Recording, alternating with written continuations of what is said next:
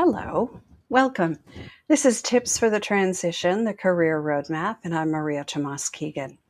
I created this show to share resources, tips, and practical strategies to help women navigate career and life challenges and to know they're not alone. And each week, I invite a guest to join me so we can co create a show to encourage women to be more confident, resilient, and brave in their career and life choices.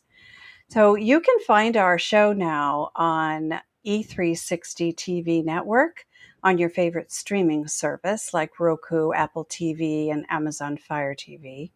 And we stream live weekly on YouTube, LinkedIn, and Facebook.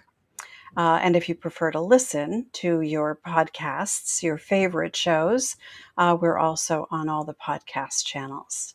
So if something inspires you and you want more of the same, please subscribe to your favorite channel, leave us a comment, and share your favorite episode so we can create more ripples in the world for women. And don't forget to check the show notes below for all the ways to connect with my guest and me. So we've all heard about glass ceilings. If you're a woman, you've been in the corporate environment at all, you know what that is. And how they exist to allow us to see where we want to go, looking up generally, but they prevent us from breaking through. And we're going to chat about that with my guest today, Erica Rooney, but with a new twist. It's not just a corporate issue either, this glass ceiling thing. And things can hold us back that we don't even think about. And that's where the sticky floors come in. So let me tell you just a little bit more about Erica Rooney. She is a Chief People Officer and has held corporate leadership positions in human resources, employee engagement, health and wellness, and culture change. Her passion lies in elevating the employee experience holistically, focusing on growth and development, connecting passion with purpose, and aligning careers with core values. I resonate highly with Erica's mission because it is a shared mission. It's what I do every day with my clients. Erica is also a hustler and has a side gig, the keynote speaking business that she has, where she presents at companies large and small on the topics of mindset, diversity, and overcoming obstacles. And her book, aptly named Glass Ceilings and Sticky Doors, will be available in November. So let's get this conversation started and bring Erica on. Let's talk about those glass ceilings and sticky doors. Hello, Erica.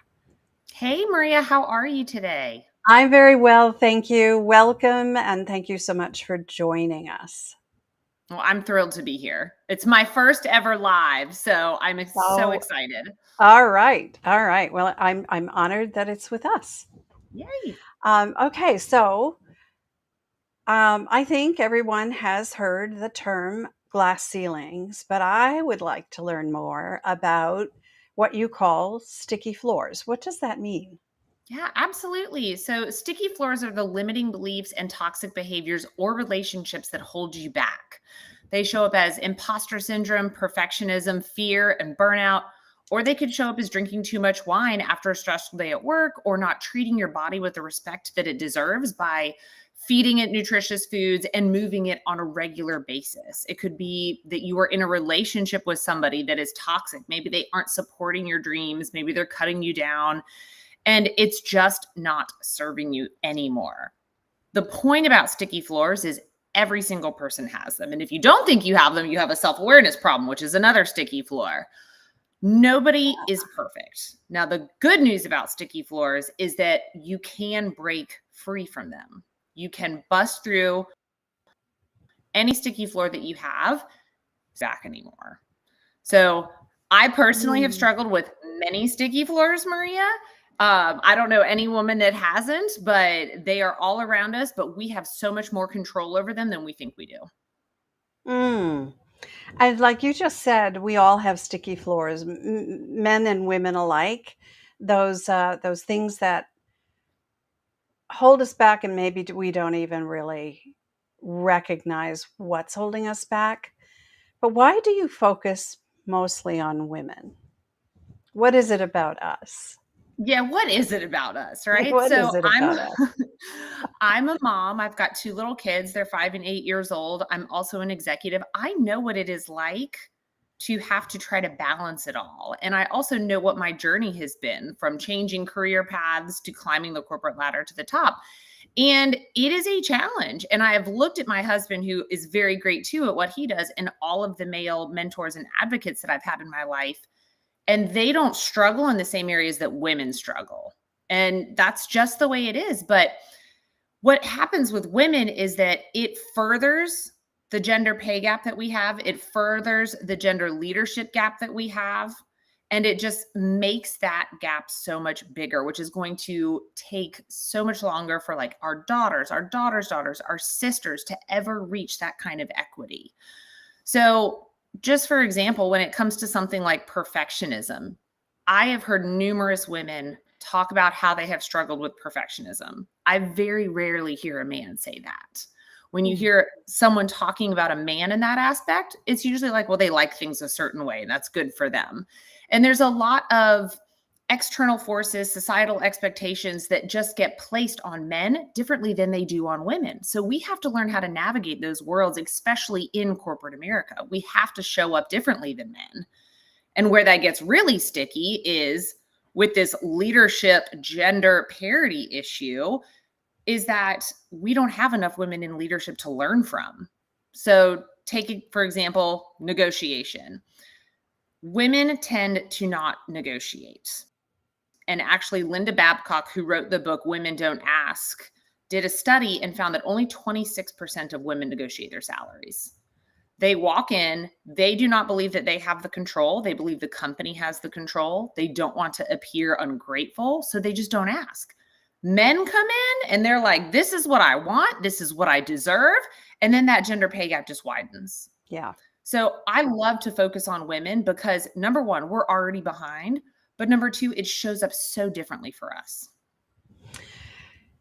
You know what else I see as I work with clients in career transition is that women very often who are looking for a new job, will read a job description, and if they can't check off 100% of the boxes or nearly that, they don't even apply.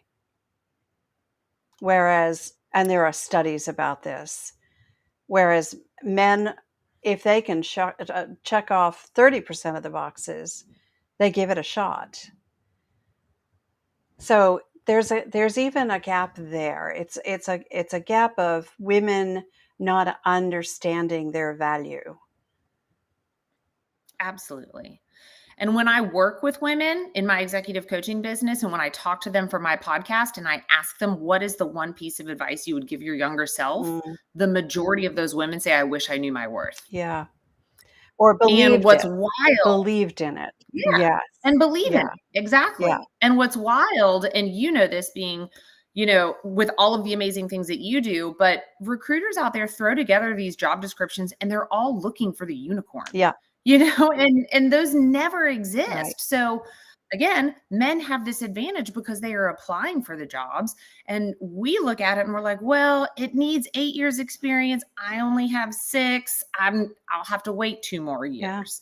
And we take ourselves out of the game before we even are at the arena. Right. Yep. That's so true. That's so true.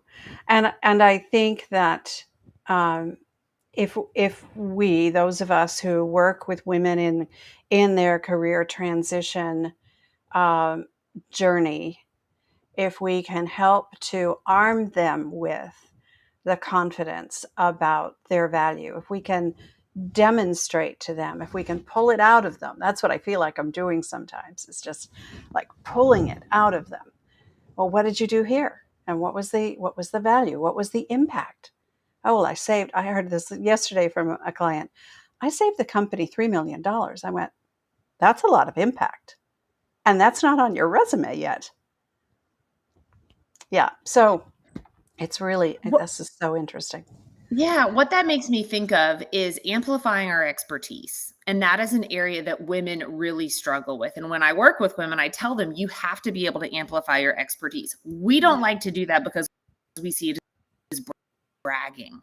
Yeah. We struggle to celebrate. I just saved the company through $3 million. $3 million. That's like big It impact. is.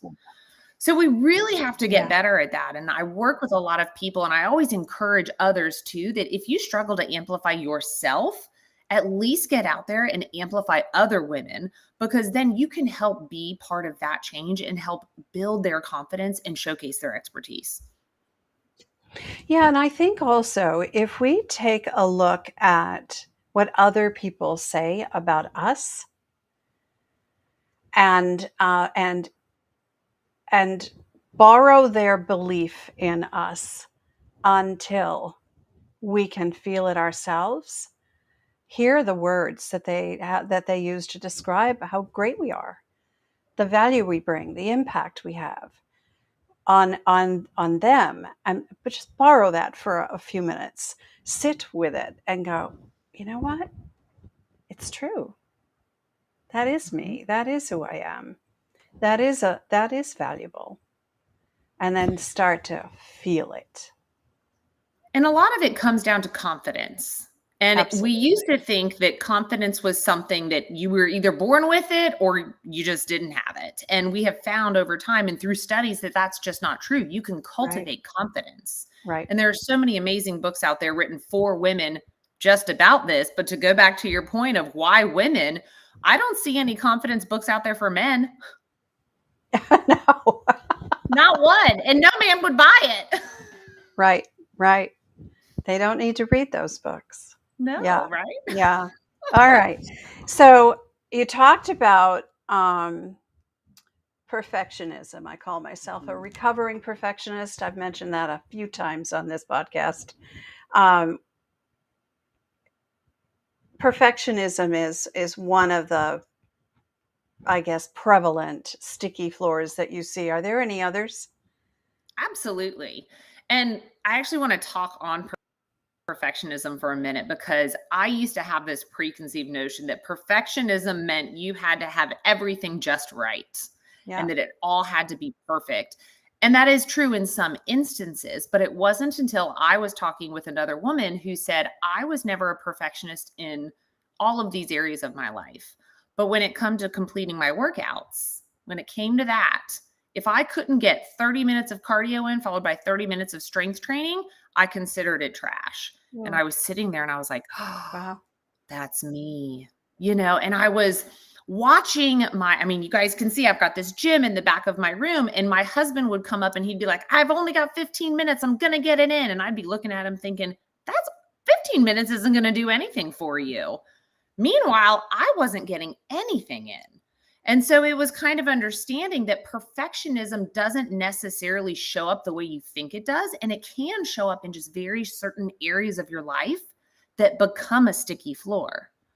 So for me, health and wellness is one of my core values, but I was not living up to that because instead of just getting some movement in and some physical activity, I was throwing it all away if I couldn't meet my perfect expectations on that. You know, that is that's a metaphor for life, isn't it?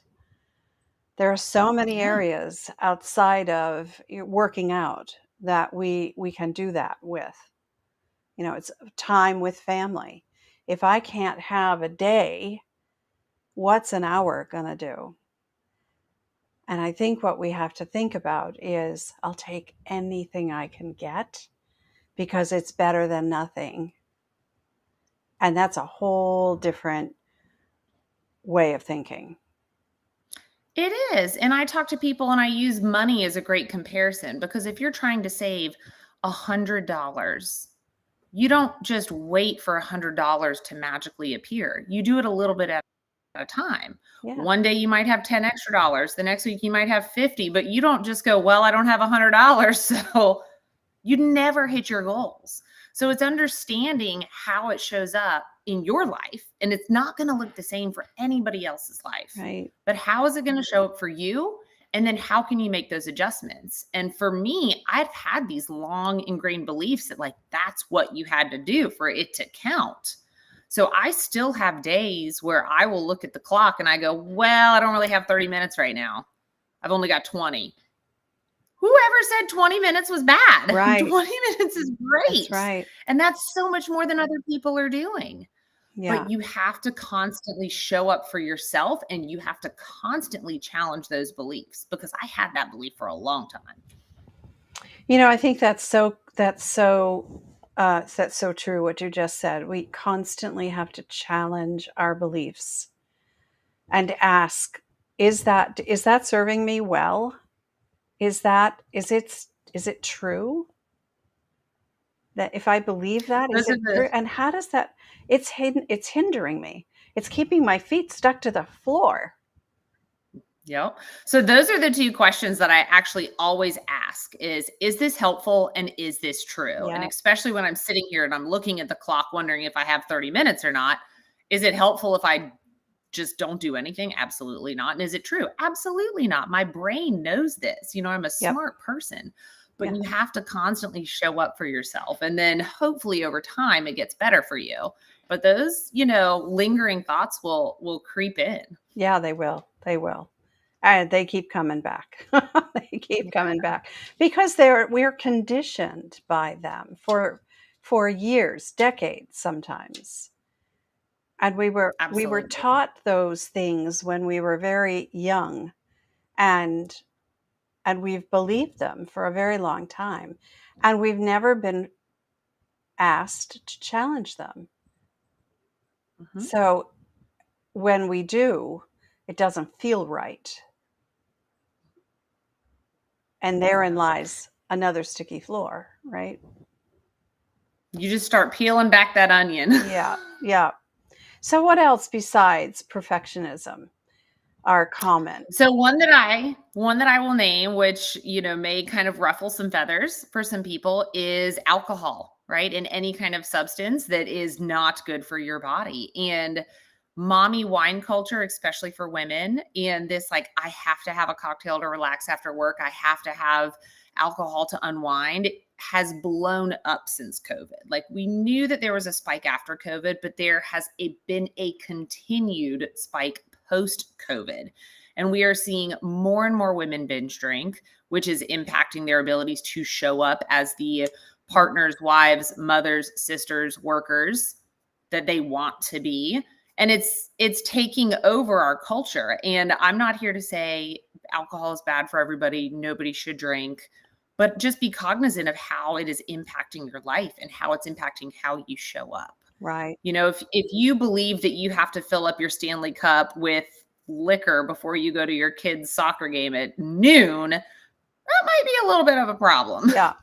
But dig in and look into that, and figure out, is this really serving me? Because a lot of the times it's not, but because it's so glorified. I mean, people have tea towels in their house, for God's sake, that say something about tequila. Is that really serving you? Is it allowing you to show up as your best self? And the answer is probably no. And I have a really good friend. Her name is Giselle. She is not a big drinker, but she has these guardrails on when she does drink. And what she does is she says, if I have anything important to do within 72 hours, I don't touch it. It fogs up my brain. I don't sleep well. I stress.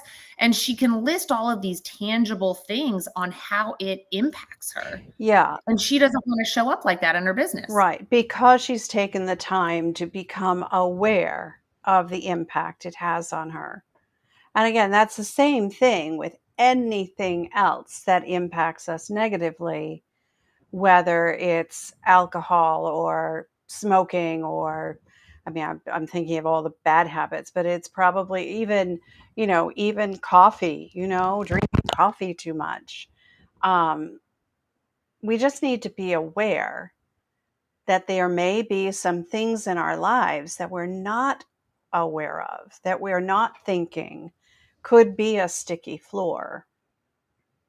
Let's talk about social media usage, right? Yeah. How many of us late night are scrolling through Facebook, Instagram, TikTok, And it's keeping us up later. It's pulling us away from the quality time with our families. We're not reading that book we said we were going to read. We're putting off homework. Like there's all sorts of Yep. things that it's not bad, but are you using it in the right way? Right. Or is it keeping you stuck? Yeah. And do you need to set some boundaries? You called them guardrails. I love that reference.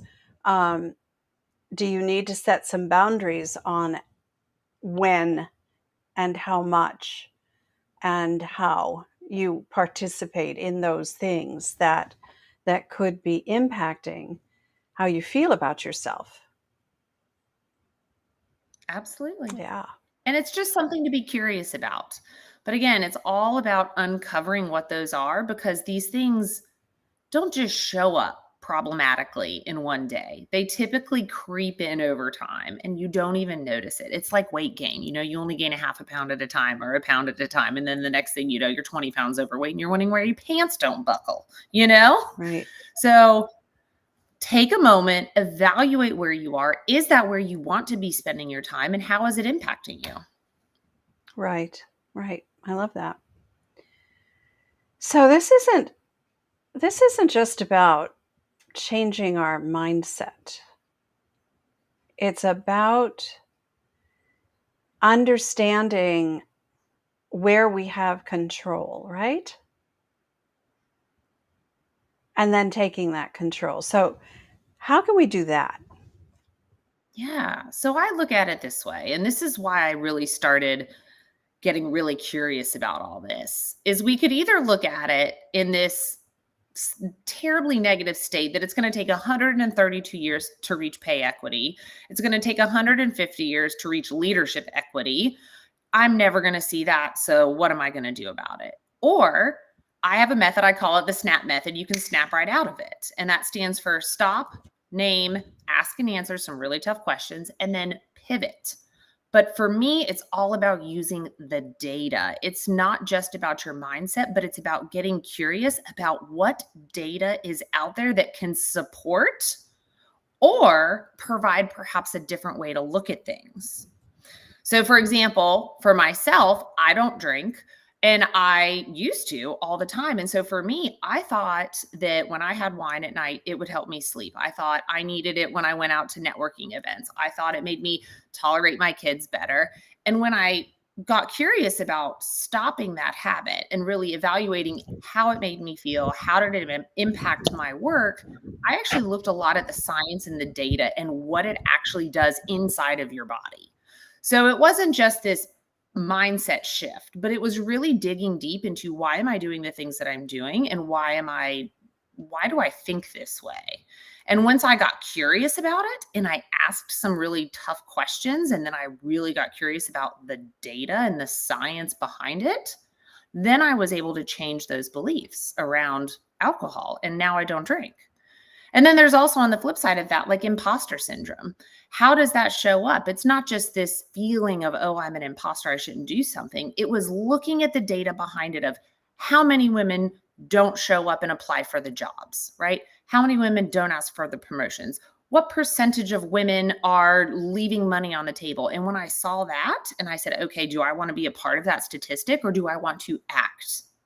And then I was able to take that hard data and I was able to act on it. So find that information that can support whatever it is that you are thinking about and snap yourself right out of it. It sounds really easy. It does sound easy, No, it doesn't it? sounds simple. It doesn't sound easy. That's what I meant to say. Yeah. It yeah, and just snap right out of it. Here's the thing though. We talked about this a minute ago, how ingrained some of these beliefs are for us and how hard it is to name them, so that we know what it is that we need to dig under. And then, so your in your SNAP acronym, it's stop, name, act, and pivot, correct? Did I get that? Ask and answer and then pivot. Close. Stop, name, ask and answer, Ask and and then answer. Okay. Yes. Ask and answer. Okay, so get curious and then decide what you want to do about it. Take control. And so before you can stop,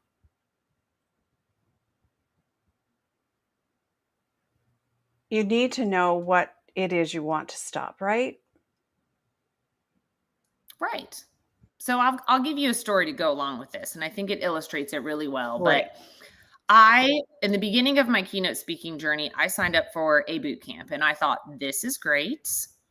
It's a boot camp. We're all beginners here. And I show up and I go to this happy hour and I walk into the room and I realize that everybody knows everybody. They all have relationships. I didn't know anybody. So I already felt a little uncomfortable.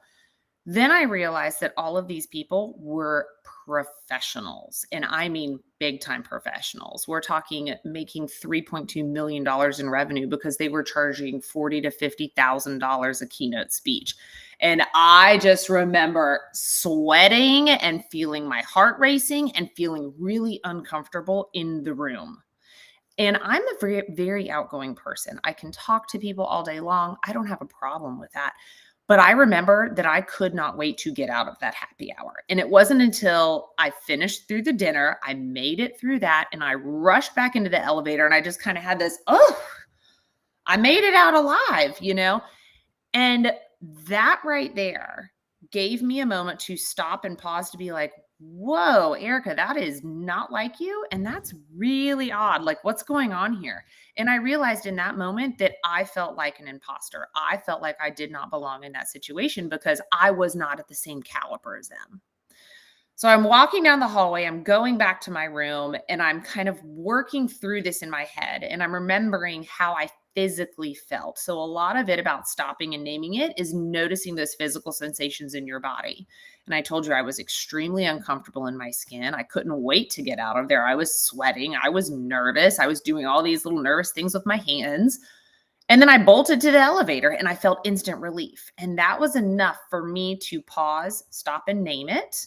And then I could ask myself some questions like, is it true that I don't belong here at this boot camp? And the answer is no, that's not true. It's a boot camp. We're all here to learn. Is it helpful? Absolutely was not helpful. I was there to learn, to connect, to have community. And then I gave myself some options, right? I started getting curious and I'm like, okay, here are my options. Now that I recognize that I'm having this feeling, I'm experiencing it right now. I can either not go to the boot camp for the rest of the thing because I'm uncomfortable, which a lot of people might choose that route. Or I could go into the boot camp, sit quietly in the back of the room, take some notes, learn, and get out of there. Or I could recognize that this is what I was feeling and really step up to the plate in any way that I could. I could raise my hand, I could volunteer, I could speak. And I decided that that's what I was going to do. I was going to go all in. I paid a lot of money to be there. And on the next day, they did a call for volunteers to call out their problem statement of what it is that they talk about. And I got up and I shared all about glass ceilings and sticky floors. And Maria, when I tell you I got a standing ovation, I am not lying. And I got a standing ovation doing that. And then that moment alone gave everyone else in the room a reason to come up and talk to me. So people were coming up out of the woodworks saying, oh my gosh, that was amazing. Like, how long have you been working on this? And it allowed me to connect with people in a way that I went there to connect for. And so that was a really great experience because I got that immediate gratification afterwards, which doesn't always happen. Right. But I quickly worked through it and I got that payoff. And so now, because I sat there and I was able to walk through it, whenever I'm starting to feel like that again, I can walk myself through those body sensations. I can ask myself those questions. Is it helpful? Is it true? And then I can figure out what that pivot is going to be. Right. Thank you for sharing that story. That was very helpful. Yeah. Yeah, and I can imagine how you felt rushing to the elevator. I probably would have felt the same thing. But I love the way you worked through it, and the choice you made was to, as you say, go all in. You were there for a reason, and the pivot should would not have served you well had you run from it, right? You would And probably. Maria, the pivot wasn't a mindset shift per se. The pivot was this recognition of what I could do and what I wanted to do and showing up in that way, even though it was hard. Even though it was hard. Yeah. Yeah. Yeah. So, how can women take advantage of this SNAP method in the corporate world? Give us some examples of that. Yeah. So the reason I like snap is because it's like this. And sometimes when you can give yourself that physical reminder of the snap, right? You just snap and you do it. You don't think about it. Snap and do the thing scared. Snap and click apply for the job. Snap and ask for the raise. Snap and raise your hand for the stretch project. And it's about giving yourself that physical reminder to get up and do it once you've done it. Mel Robbins has the 5-second rule where she counts down from 5, 5, 4, 3, 2, 1, just go and do the thing. That's kind of what the snap is, right? Just snap and go do the thing, whatever that thing is, right? Do it afraid, do it scared, do it when it's not perfect. You know, I worked with a women's group last night actually, and one of the girls said, or one of the women there said, how do I know I'm ready? Like, how can I show up if I don't think I'm ready? And I was like, you know what? Like, number one, none of us are ready, but just do it. You will figure it out as you go. And if you don't, it's a learning experience. So it's really kind of snapping and training yourself to act, even though you might not have those answers, even though it will be hard, even though you may be really scared. So corporate is really big because there are so many instances where women just let those moments pass them by, right? Yeah. If you're sitting in a meeting, who wants to take this project? Who wants that client? Who wants to put their name in a hat for a promotion? And we just sit back quiet because we don't think it's our place. We don't think we belong. Snap, We don't think we're right? Get ready. yourself a physical reminder. Yeah. Yeah, if you want to snap a rubber band on your wrist to kind of get you into action, do whatever you have to do. Yeah. I'm a big fan of keeping reminders visible, but just you can always snap your fingers. You got them right there. Yeah, it reminds me of a book I read. It's probably maybe 30 years ago. Susan Jeffers wrote a book, Feel the Fear and Do It Anyway. And that's really what we have to do when we are hardly ever ready or feel we are, right?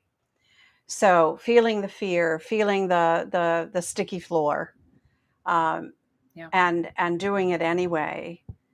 And I love the way your story turned out because it was such a positive response to your fear of showing up as you and sharing the message you came to share and getting the response you got and being able to remember that instance as an example of how it can turn out when you snap. Exactly. And I'll go out there to say it doesn't always turn out that way. Right. We know it, right? There is not always going to be a wonderful turnaround, but one day you will have the gift of hindsight. And whatever that gift is, whatever you are able to turn back and look on, you will be able to see it as a lesson. You will be able to see it as a confidence builder because you got out there and you tried and you Right. did the thing. So either way, you're going to win. Yeah, as long as you look at it that way, right? And don't Yeah, keep beating yourself up because each time it didn't turn out the way you hoped, right? But there's always, you just said it, there's always a lesson to be learned in that. So, what is that? What is that lesson that you can take with you? Yeah. And know that you might not know that answer for years and be okay with Yeah, that and yeah. trust.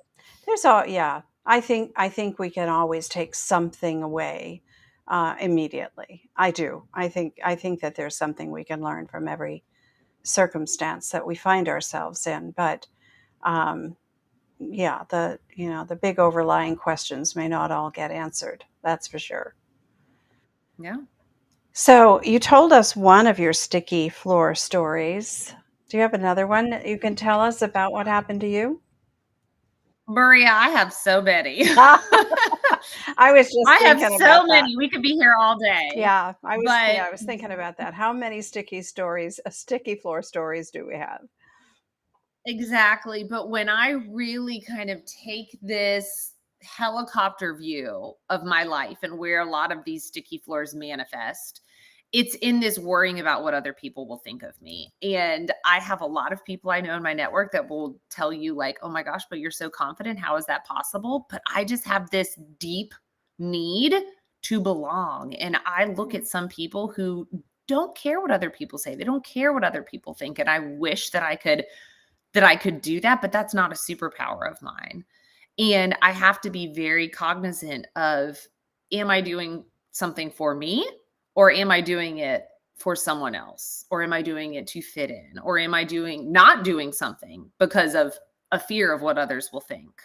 So, for example, with my podcast, I had the idea and the desire to start a podcast for almost a year, and I didn't do anything with it. I just sat on it because I was so concerned about what other people would think of me. I was worried what my colleagues would say. I was worried that my friends would be like, Who are you to do a podcast? You've never done one of these before. What are you talking about?" And I just had all of these fears that, number one, nobody expressed that to me. It was all my own Yeah. internalization. Yeah. But number two, like, I let that keep me stuck for a year. And it wasn't until I kind of snapped and did the thing where I sent an email blast out to about 20 of my like biggest supporters, friends, people I knew that would really get behind me. And I was like, I'm going to do this. Here's where I need your help. And then I knew I had set the wheels in motion and I couldn't go back. But that has shown up on repeat many times in my life. It has shown up when I have switched careers. It has shown up when I quit drinking. It has shown up with the podcast. It has shown up with keynote speaking. And it's just one of those sticky floors that I have to understand about myself, is that it will probably always be there. And I have to really question myself and just get curious every time that I'm not acting in alignment with my values, which one of my values is also courage. So I very frequently ask myself, is that what a courageous person would do? And I find that if I am saying no, it's usually because of my sticky floor of the fear of what others will think. You just hit a nerve for me, because that's one of mine as well. The who do I think I am? To put myself out there, it started with me 10 years ago, choosing to leave corporate and become a career coach. Who do I think I am? And then it happened when I started my podcast. I'm going into my 7th season. Who do I think I am? It still comes up for me. It's still when 7 seasons. in season 7, we're taking the podcast to television. It's like, who do I think I am? That my show is worthy to be on, that I'm worthy to be. I really have, it's hard to work through that stuff, but it keeps coming back. It keeps coming back. Yeah. And I think it's so important to know. And then again, this is when I dig in for the data. Women like Meryl Streep, J-Lo, Obama, they all struggle with things like this, and they talk about it Yep. openly because it is one of those things that I don't think we talk about it a lot because we worry what other people will think if I talk Right. about this.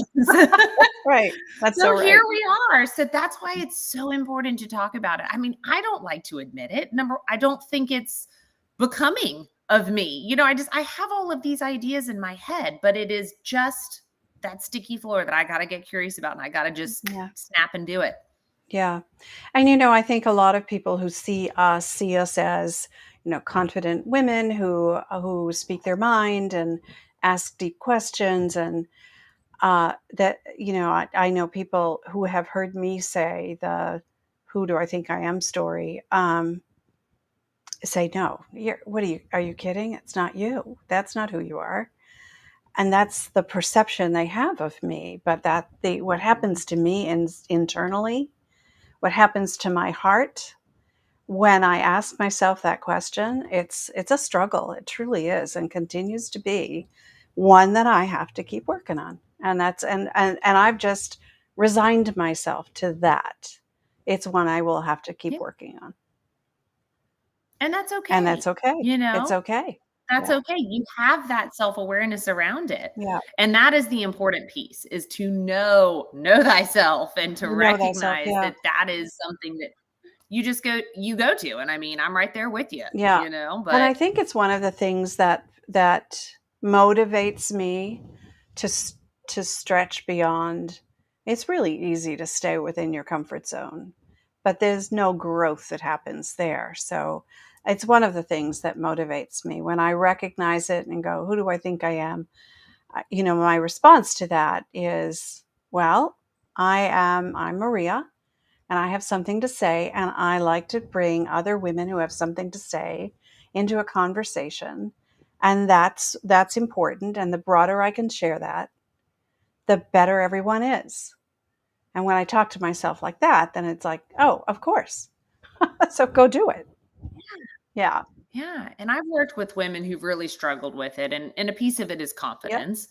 And one of the exercises that I have people do is go to 5 of their closest friends or family members and ask them to describe you in 3 words. Yep.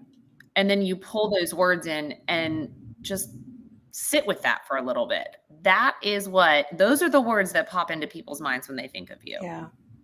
And use that as kind of that fuel and the confidence to get you over the hump to stretch yourself outside of that comfort Yeah, zone. that's what I was saying before. Borrows their belief in you and Yes, and use it to fuel your belief in yourself. Yeah, I love that. We could talk about this for a long time, Erica, we could. We but we could. need to wrap this up. So we end every show with my guest sharing her best tips or key takeaways from this conversation, which is why we call the show Tips for the Transition. So I would love to ask you to share yours. What's your first one, Erica? So my first tip is have your own board of directors. Every successful company out there has a board of directors. They bring in a diverse group of people that can be there to just keep you in check, to hype you up, to advise you, to mentor you, and to keep you on the right track. So I have a very tight board of directors, and they all have a role and they know what that role is. And they pull me out of the funk when I'm in it. They kind of set me on the straight and narrow if I'm straying from my core values. And they really just guide and advocate for me. And everyone needs a board of directors. I love that. First tip. Okay, next one. Next one, do it scared. Snap it, and do it scared. It's easy. Well, I shouldn't say that. To your words, Maria, it's simple but not easy. But do it scared. Yeah, and that just takes some practice, right? And you're gonna want to do it, and you're not gonna do it, and then you're gonna want to do it, and then maybe you will do it. You'll try dip your toe in. Yeah, do it scared. I love that. Feel the fear and do it anyway, as Susan Jeffers said. All Yep. right, do you have a third one for us? I do. And that is to set a goal, but be flexible in the journey. Because, Maria, if I had told you that I would be a C-level executive that had a podcast and a keynote speaking business and a book, I would have told you that you were nuts. Yeah, So it's setting that North Star and it's going after it, but it is being really flexible with the journey because nothing is a straight line. I don't know why we are taught to believe that as kids and why we think that's going to be our journey, but our journey is full of twists and turns and setbacks and, launch forward. So just be very flexible in the journey. and give yourself some grace because that in that journey, because when those twists and turns and ebbs and flows happen, um, we need to give ourselves some grace and sit with the switchbacks that happen often. Yeah, Often. And they often, will happen. and And when that's you and give that's by yourself that design. breathing room, It's yeah, by design. It happens for absolutely. everyone. We are not alone in this. No one has a straight line journey. No one. No one. It may seem that way, but It does. peel back that onion. Dig under those covers. and you'll see. That's a good tip number 4, Yeah. Maria. Yeah. Peel back the onions on others' Yeah, journeys. that's right. And see, nobody gets the straight line. Nobody. Yeah. Oh, Erica, this has been such a pleasure. I appreciate you sharing your wisdom and your insights with us about glass ceilings and sticky floors, especially about the sticky floors. So I know that there are going to be some people who want to reach out to you. What is the one best way for them to do that? They can head straight to my website, which is very simple. It's www.ericaandersonrooney.com. So my full name.com. All right. Thank you so much, Erica. I really appreciate Thank that you you. have been with us today. Thanks for taking time out of your busy schedule and just sharing with us today. Thank you. Yes, thank you. And for everyone who is watching and listening, I appreciate that you're a part of this community.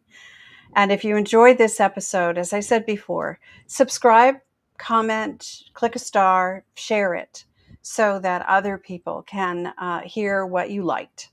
And as a career and life coach, I help women navigate challenging times more to do that more quickly and gracefully. So, if something in this episode resonated with you and you'd like a fresh perspective about the challenge that you're facing, let's continue this conversation and let's do it in my private Facebook group, the Career Transition Roadmap. The link to it and ways to connect with with Erica and I are in the show notes below. So let's meet again here next Wednesday, as always, same time, same place, because you know what? I believe it's our time to thrive. So let's thrive together. Until next time, I'm Maria Tomás-Keegan, helping you turn transition into triumph.